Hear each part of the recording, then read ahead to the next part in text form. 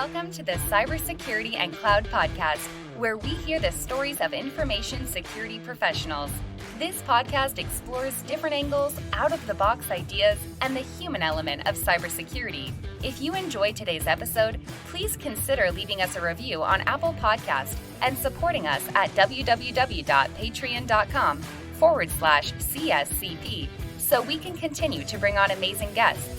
You can watch videos of the interviews at www.cybercloudpodcast.com.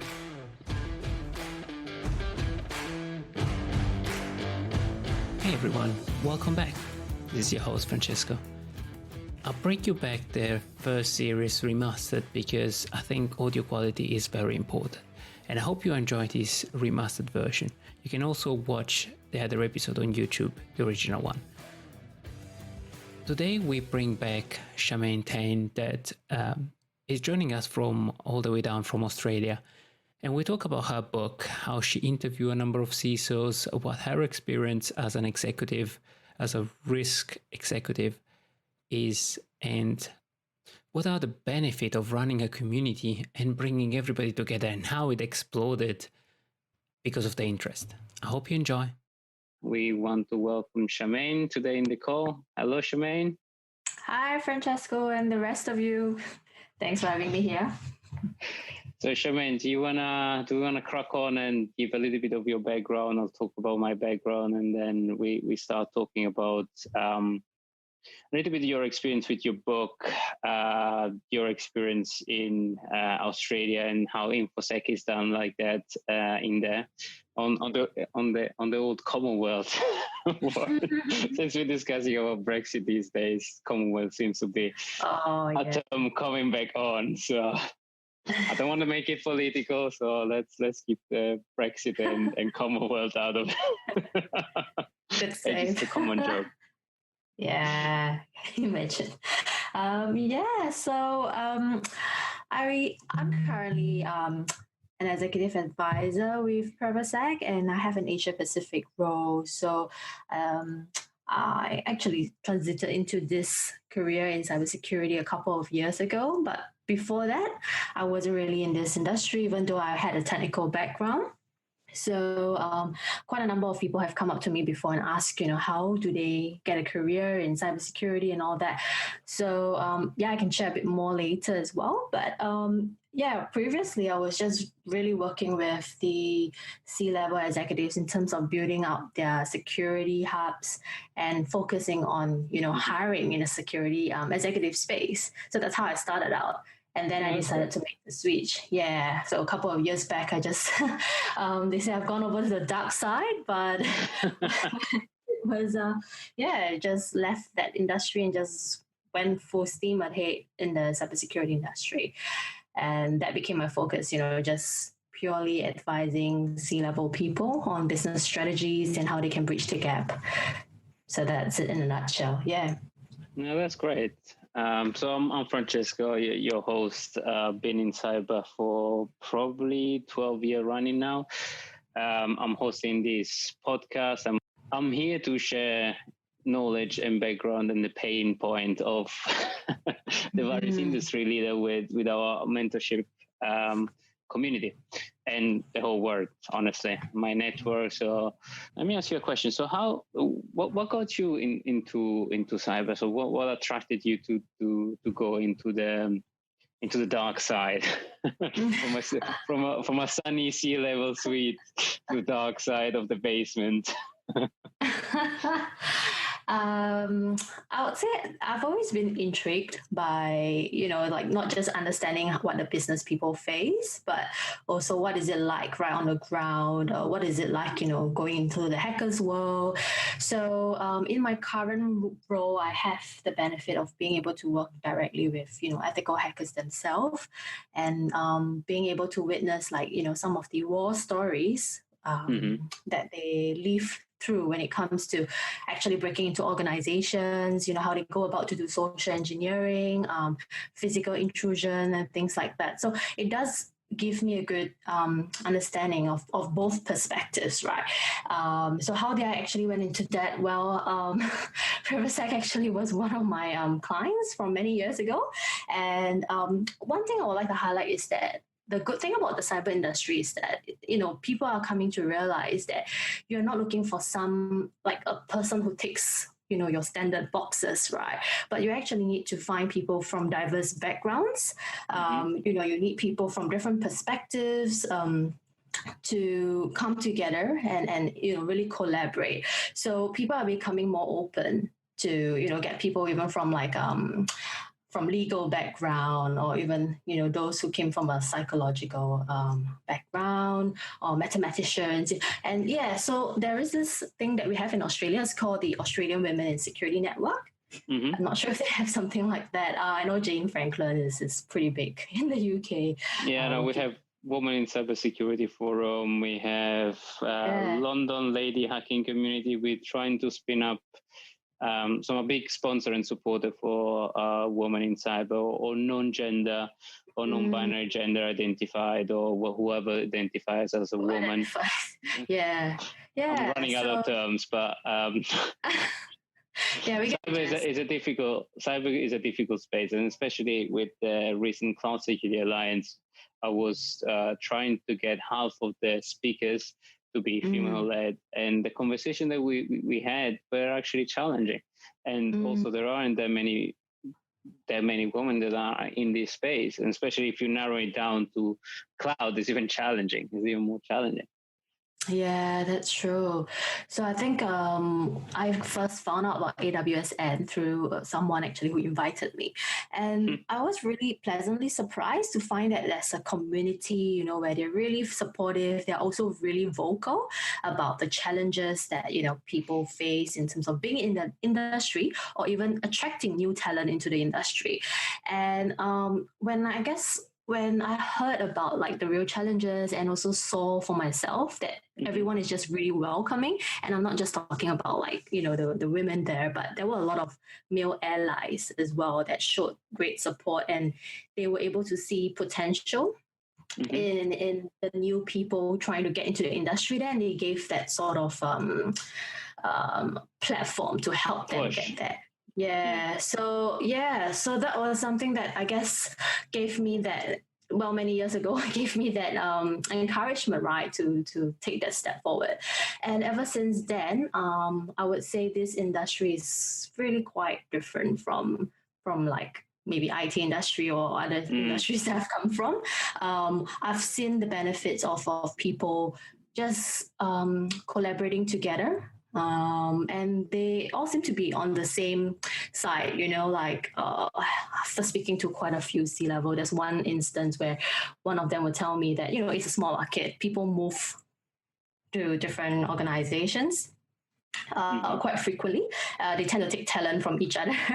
But what they are also saying is that they actually support that, because they feel at the end of the day, it's all in the same industry. We're all for the same purpose and same cause, and we're all fighting the same so-called enemy. So that's it was quite interesting, actually. Yeah. There is a lot of topic. I mean, I was just discussing with few recruiters in Australia, and there is a lot of challenge on retaining talent and growing talent, and it's the same here in UK, and in US it's even worse.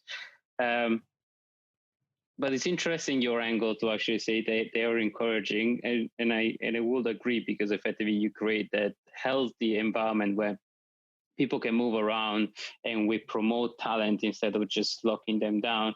But I'm also looking at it from a C-level suite. It's challenging when you put so much effort inside a person. So.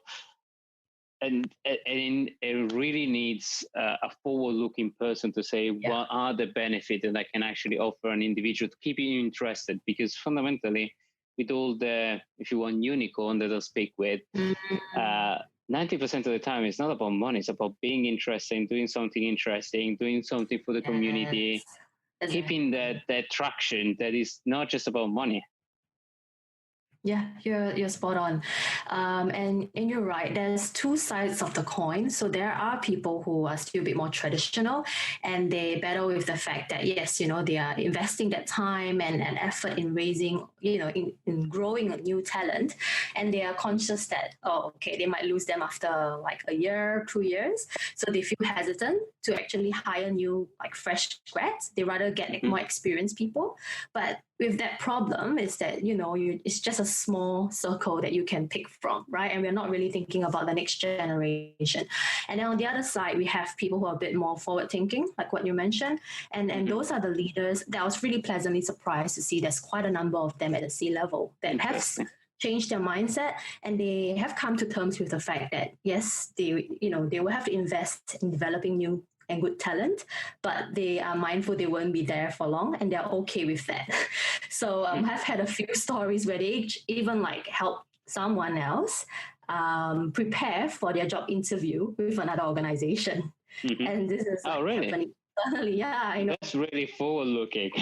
I know, yeah. So I must say that there's not many of them who are like that, but this was a recent story I've heard personally from the CISO himself. So that was a good demonstration of a good leader. Interesting. It's very interesting. Now here, I think aside from few forward-looking C-level suite that I've been interacting with, it's much more traditional, and we see that also with the organization that I collaborate with, IC Square, ISACA, ISP. They're all very, very traditional. The people that you tend to find, and maybe that's just because of UK. So we're more focused on governance, and we're very good on governance and structure. But then when you come down to the engineering level, it's a little bit different for us. So I think there is, so in all the client that I have and role that I do, I tend to do a hell of a lot of education on the C-suite. On what cyber and how to retain the talent. And I'm not seeing people that come from that side of the industry.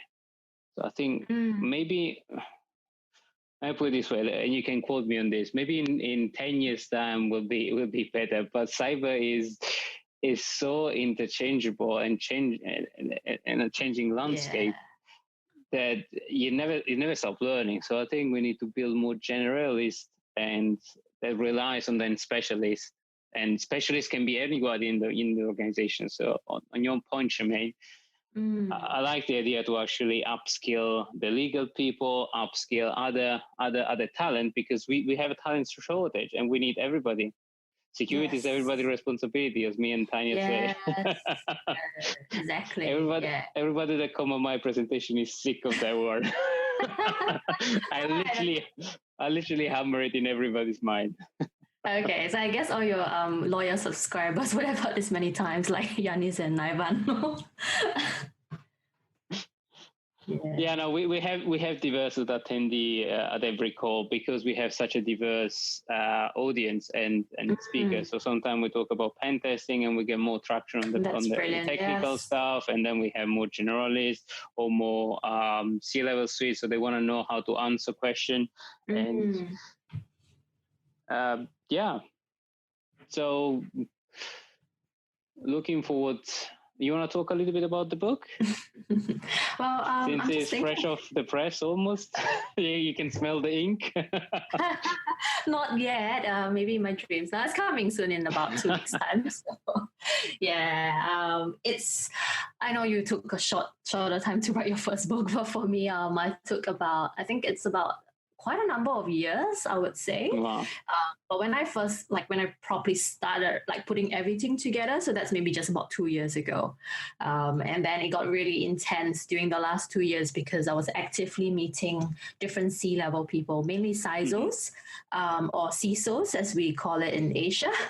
In Australia, it's CISO. So anyways, so... Any country call it a different way. Different way, right? Yeah, so they are...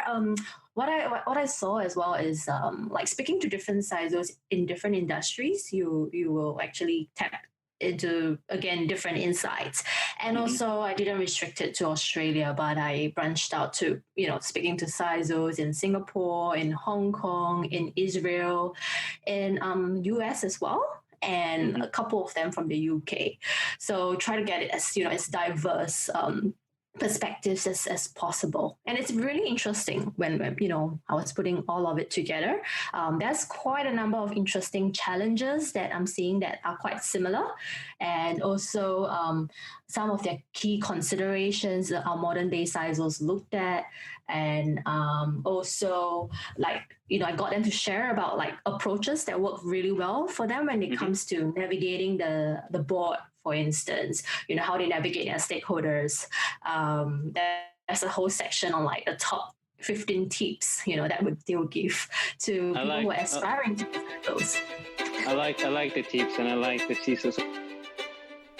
Hey, Francisco here. A very quick message from our sponsor, and then we return back. This podcast is brought to you by the generosity of NSC42 Ltd, your cybersecurity partner. Cybersecurity is complex and different for every organization, and you need the best tailored service to make sure your customers' data is safe and sound, so you can focus on what's important, focusing on your clients and bringing the best and safest experience. NSC42 Ltd can help you during your cloud transformation, cybersecurity assessment for your compliance checklist on-premise and on the cloud. Want to know more? Visit www.nsc42.co.uk to get your free quote. We tried the approach of how do you talk to a CISO, and how a CISO talks to you, and how a CISO talks to the board. So can you maybe share some insight on that, because I think it's a hot topic at the moment. Yeah, so I would say I did break it down quite a fair bit in the book, but at a very high level, maybe two key things that they've highlighted. One is that they take the time to really understand individual risk, and how does it speak to the individuals, because every board member comes from different backgrounds. They have different understanding of security and cyber risk. So it's about really taking the time to go down to the individual level. The second thing actually that came out quite a fair bit is, interestingly, they have realized that, actually one CISO was telling me that these days it's as if you really need an MBA in business and communications, just learning how to talk to the different stakeholders. So so that's something that they have realized. Interesting on that subject, because I just putting together a comms plan for just all the cyber initiative we're doing, internal and external. So I think, especially for highly regulated industry, it's more and more coming into scrutiny. So I'm very public on whatever I do. I'm talking to journalists, I do interviews. So especially working in financial service, and you might have touched on some of this. It's challenging because we are security professionals. We are supposed to be thought leader and be out there and share what we know. But also, if you look at the social engineering aspect, or the fact that we fundamentally represent a brand, is challenging for us to share information. So what's your thought on that? On how much can we share, and how much? What's the challenge around that? Or if it's just me facing this challenge, or is a whole sentiment around the industry? Sorry, so you're saying sharing the challenges internally? Or sharing information externally, so having a across plan. industry. Yeah. Oh, right. So how much do you share? How much information do you give out? And how do you balance being out there, helping people, being a thought leader, and being conscious that the information might be used, against you. Exactly. Yeah, that's against your brand. It is a tough one.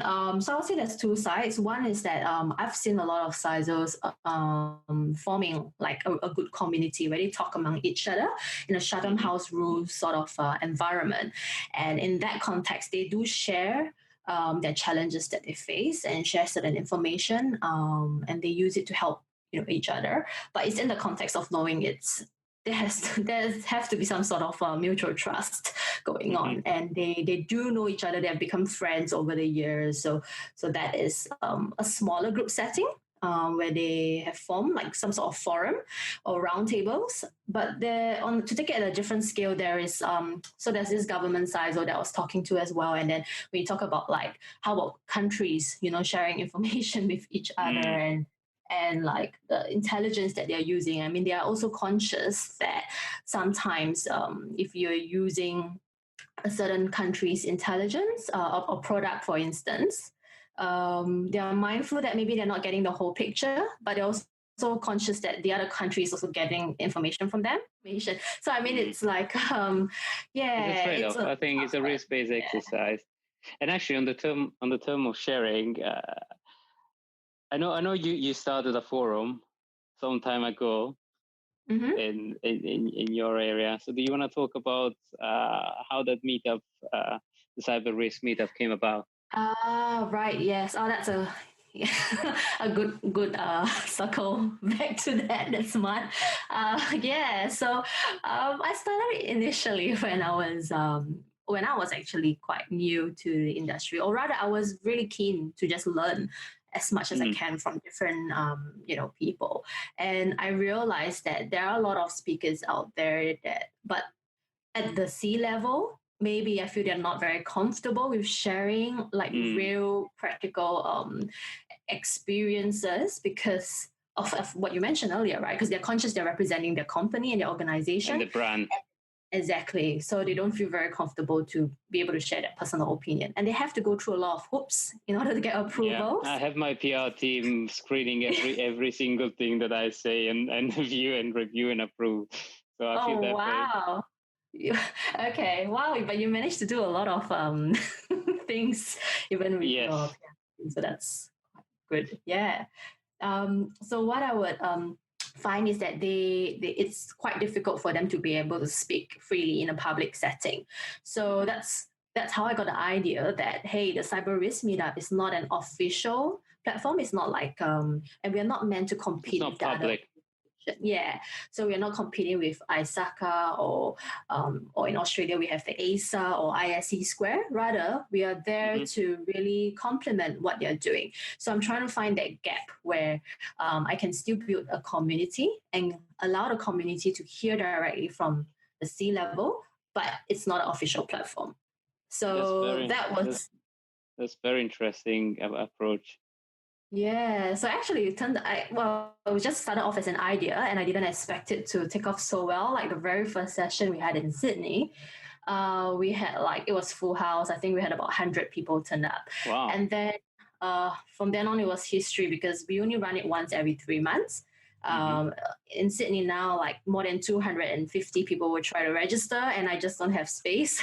So yeah, it will be like, So what happens is that we will have like a panel session, and we had one session where it's like where would the CISO report into, and then we have a CTO, a CRO, a CIO, and a CISO, like debating over this topic. So that was quite interesting. And then when GDPR came out and stuff like that, we had like.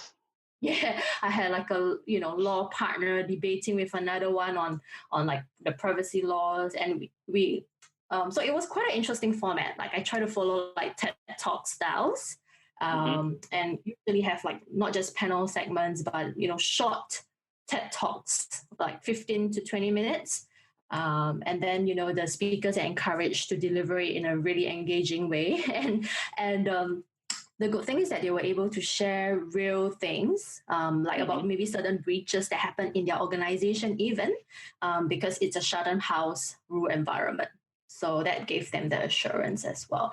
And I guess that's where people benefits most because you get to hear the real things rather than just the, fluffy sort of fluffy talk. Yeah, no, it's real thing. And I think I see that a lot in UK, that there are a lot of conference coming up industry, but where I see the real value of myself and my peers is smaller events, more targeted. So actually on the topic, I'm spinning up a similar forum, but just for financial industry, so that among a number of banks, we can actually talk and share information. And that's coming probably towards the end of the year or beginning of next year. And I'm probably going to follow the same format, your same format.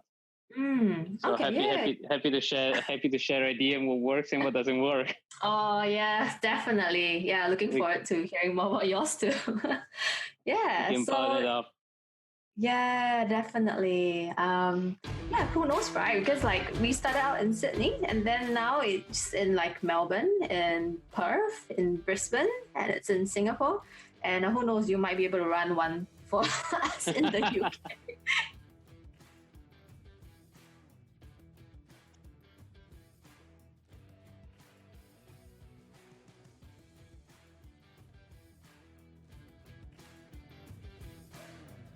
We hope you enjoyed today's episode. If you did, consider leaving us a review or sponsoring us on Patreon. It helps us bring on amazing guests and keep the podcast alive and free. Consider supporting us at www.patreon.com/CSCP and watch other episodes at www.cybercloudpodcast.com.